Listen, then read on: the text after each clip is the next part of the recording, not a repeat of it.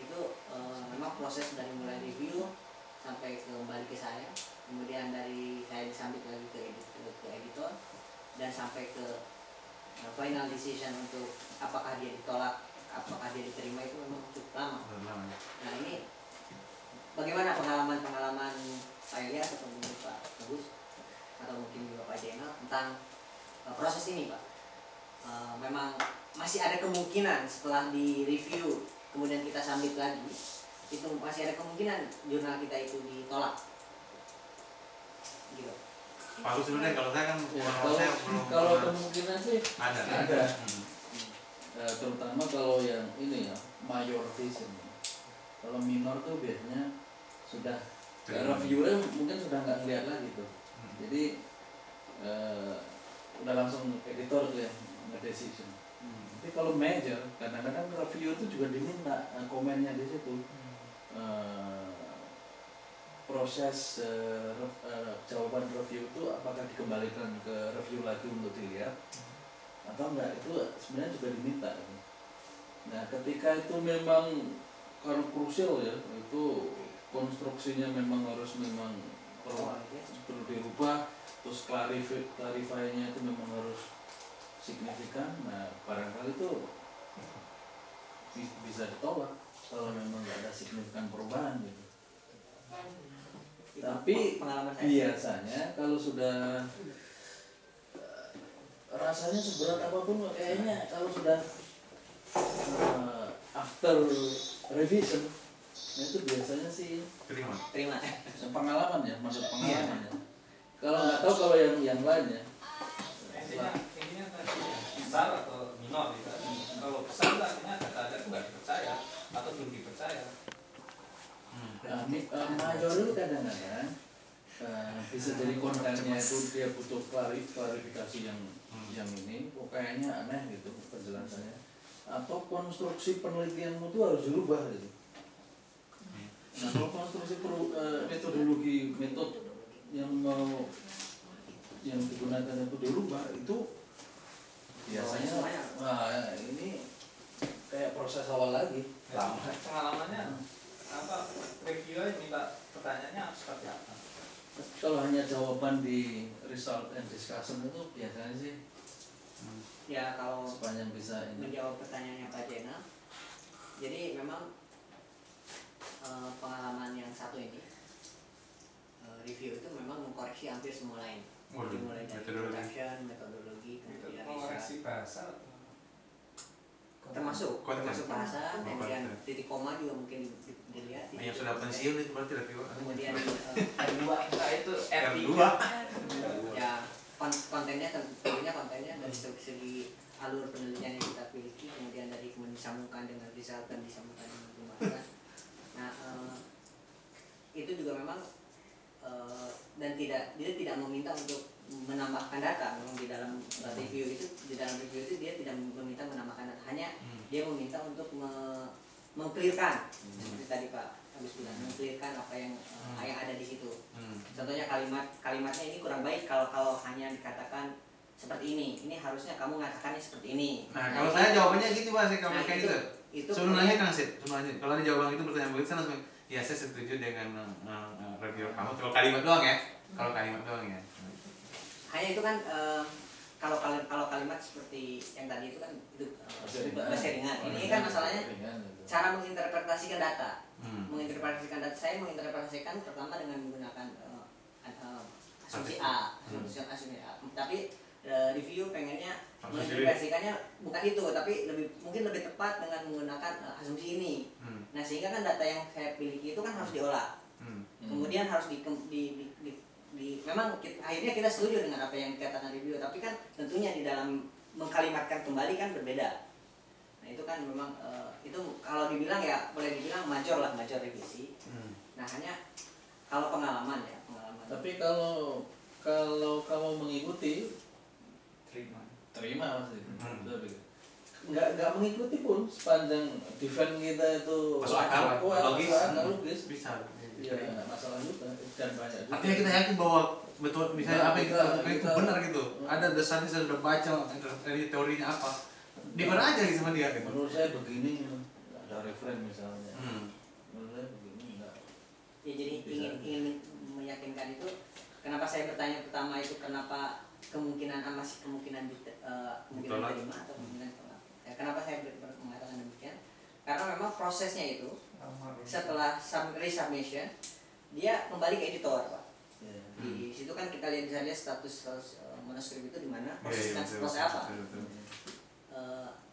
Kita selalu monitor itu, dan dari mulai saya mensubmit sampai sekarang itu masih posisinya terus aja di editor. Ya sabar. Nah, di editor. Nah, kalau pertama kali mensubmit, itu kan pertama editor. Kalau memang diterima berdasarkan editornya cocok dengan tulisan kita, dia kembalikan ke diturunkan ke review. Dan dari review nanti kembali ke editor, kembali lagi ke kita. Kalau memang nggak cocok kan berarti langsung dari editor itu turun ke kita. Seperti kasus Pak Ilyas tadi. Jadi ketika kalau minor mungkin editor langsung kali ya, kalau minor ya. Tapi kalau mungkin major revisor gitu mungkin si editor itu kirim lagi ke reviewernya. Betul. Nah reviewernya tuh sibuk, mungkin kan tadi itu yang nomor 1 itu mungkin lagi kemana ke Australia, besok dia ke Amerika. Ini kamu lupa aja ini. Menanyakan. Perlu ditanyakan Pak. Ada beberapa teman juga begitu. Betul. Lama banget. Biasanya saya kemarin sempat udah mau nanya Kang Asep. nanya ke editornya itu Pak. Tapi mungkin didengar gitu kan, seru ya malaikat akan sampaikan ke telinganya, oh kamu sudah menunggu gitu. Saya belum nulis itu. Terkait dengan volume apa sih? Volume jawabannya gitu. Mungkin gitu juga kan, ada teman saya orang Vietnam gitu, udah lama nunggu dia ingin nulis dia, bagaimana paper status saya gitu. Oh iya, dijawab. Oke, Asep. Saya pernah tuh. Jadi saya tidak berani menulis itu karena membuat koresponden. Ada banyak waktunya kan, Asep. Karena memang saya rasa karena melihat beberapa jurnal yang terbit di situ memang rata-rata itu 8 bulan kan. Memang 8 bulan. Memang 8 bulan. Berarti memang begitu. Sekitar 8 bulan. Ya. Kadang-kadang ada juga yang short, yang kita 3 bulan, 4 bulan dia udah terbit, tapi memang kasusnya itu hanya beberapa. Artinya kan saya pas 8 bulan nanti belum ada email lagi. Artinya setelah belum ada. Kalau memang tadi saya sempat di minor aja saya rasa tapi kalau contohnya ada reviewer, saya nggak tahu, saya pengalaman saya mungkin agak lain. Mereka tuh malah sering minta diskusi sama saya, bahwa saya diajari ini, bahwa saya dikasih strukturmu ini. Bahkan yang paling urus saya itu hanya orang Jepang aja. Diskusi ke siapa maksudnya? Dari reviewer sama saya. Jadi saya kirim. Jadi feedbacknya itu dia malah enggak. Ya apa, ini aja bahasa Inggrismu tak bagusin aja. Tapi kalau yang Jepang, karena mungkin bidangnya tahu, dia hanya bilang, ini harusnya kamu tambahin data ini karena ini. Yang paling penting kalau dapat jawaban seperti itu, kembali ke sensei. Jangan dirasa sendiri.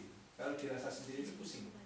Kenapa? Sensei paling tahu selain Anda itu. Lupa pernikahan Anda itu. Sehingga pada suatu saat sensei nggak perlu nambahin data, mungkin kamu harus gini-gini, jelasin seperti ini. Jadi seperti itu, memang perannya harus ke sensei. Maksudnya kalau yang saya punya Pak. Jadi pembahasan pembahasannya dari Jakarta ke Cirebon tuh sebenarnya bisa lewat 434. Tapi reviewernya bilang ya kamu harus cepat gitu kan. Nah nanti kan alasannya kenapa harus lewat Bandung? Nah saya kan tak tahu kan. Karena kamu harus ambil dulu barang di Bandung. Jadi pada suatu saat yang kayak gitu tuh keyakinan diri hari penelitian kita itu mempertahankan data yang kita punya itu. Pengalaman saya kan sudah. Tapi kalau tidak selama nunggu bisa ditambah apa? Tapi kalau saya izin ke sensei kemarin tunggu aja dulu. Ya. Karena yang paham itu selain kita ya sensei, bukan teman kita. Itu tuh yang kadang kita energi kita biar keluar lebih enak tanya sensei. Nanti dia yang tanggung jawab untuk masalah publikasi itu juga. Itu pertanyaan.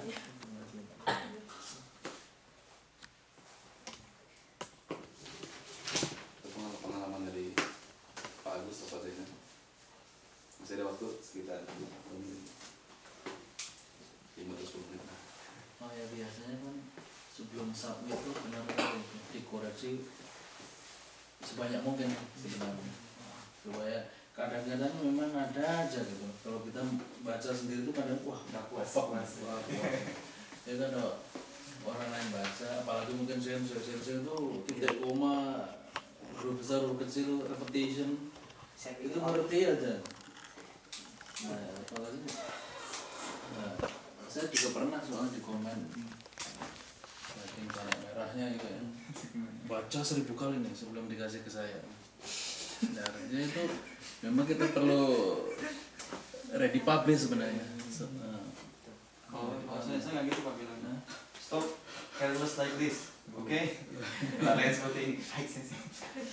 Ini nggak 1000 kali Pak. Hentikan kalian ini, yes sense. Betul.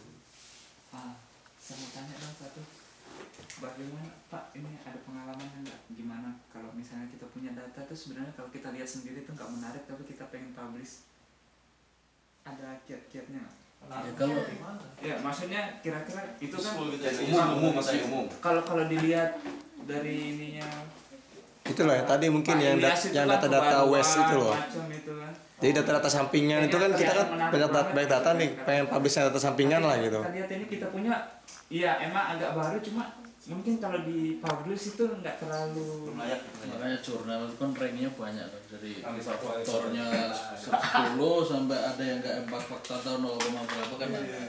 Ya berarti kayaknya, tengah-tengah. kayaknya ini ya janganlah kalau di sini nih. Berarti pilih jurnalnya aja gitu. Itu bagian Jadi kalau memang ini bagus ya. Strategi Introspeksi diri Pak. Positioning ya, positioning. strategi itu bagus ya, pemilihan jurnal ya Iya, penting ya. penting ya, karena ya kayak tadi ya, rasanya ini bisa juga masuk nih, karena ada case yang bisa. Sama. Tapi kalau dilihat skopnya, nah sebenarnya harus ada impact assessment-nya terhadap human misalnya. Padahal itu yang membedakan dengan surah yang lain. Meskipun interseksinya itu sebenarnya ada, tapi kalau itu nggak ada nggak bisa. Nah itu Menarik tuh tidak sebenarnya kan kita bisa tahu sendiri. Iya. Karena kita yang tahu bidangnya. Ya itu sebenarnya nggak menarik ya. Nah, Cari yang menariknya gimana?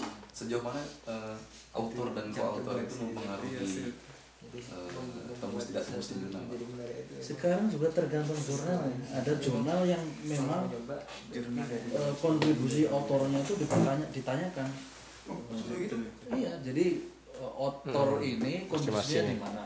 Autor ini kontribusinya di mana? Nanti di situ di input online submission itu ada. Tapi ada juga yang enggak gitu. Ada juga yang enggak. Apalagi kalau di Indonesia